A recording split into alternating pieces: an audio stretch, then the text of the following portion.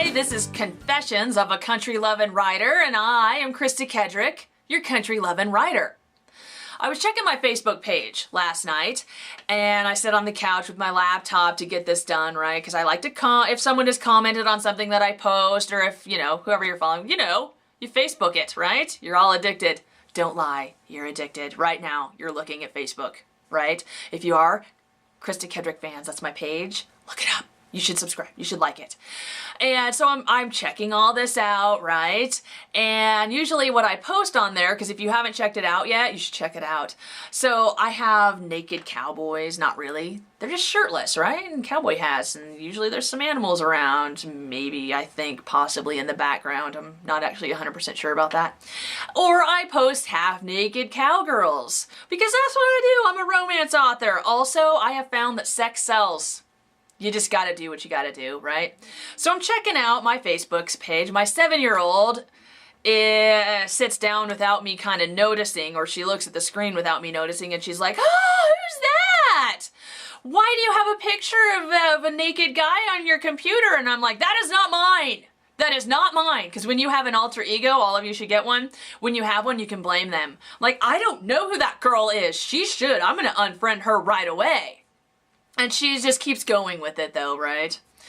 Well, why would that's just terrible, and he didn't have a shirt on. And so then it brings the 3-year-old over. The 3-year-old comes over, "I want to see," and before you can get the picture off of your computer, the 3-year-old is, "Oh, he's naked!" Because when you're 3 and you see a guy that doesn't wear a shirt, she automatically just says that they're naked. I mean, she calls her daddy that when he gets out of the shower and he's just wearing shorts. "Daddy's naked." And I'm thinking to myself, no, that was before you were born.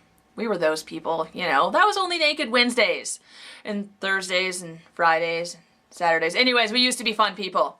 Then we had these children who will say, "Oh, he's naked on your computer." And then later, they'll actually say that when other people are around, when you're in public. They bring that out.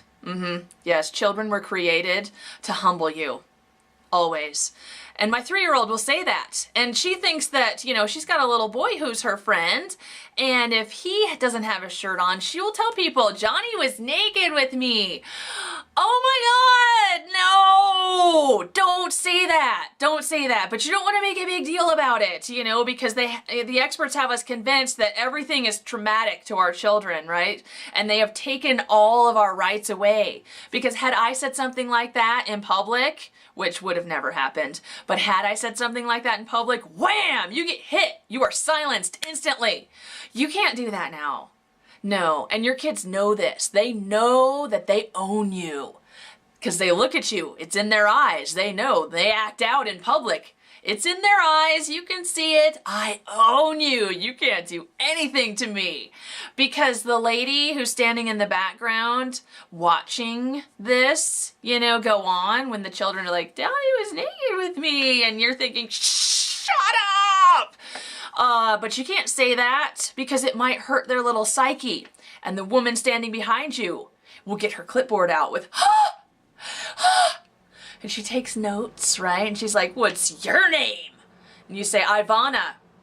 "Ivana, punch you." "Where do you live, Ivana?"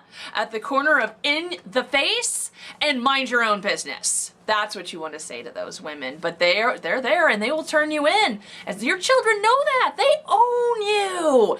They have taken all of our rights away. And now we are just raising these self-entitled, out-of-control children who then grow up to be out-of-control, self-entitled mini adults because they're not adults. I don't care. If you act like that, you don't classify as an adult. Get a job. So yeah, then they grow up into these little, mini adults who pretend that they know everything. Meanwhile, we're supporting them. Isn't that awesome? Because they're entitled to that. Because maybe their parents hit them as children and they are just emotionally scarred. They are, and they just can't function. Because one time, my mom took my PlayStation away and I was traumatized for life.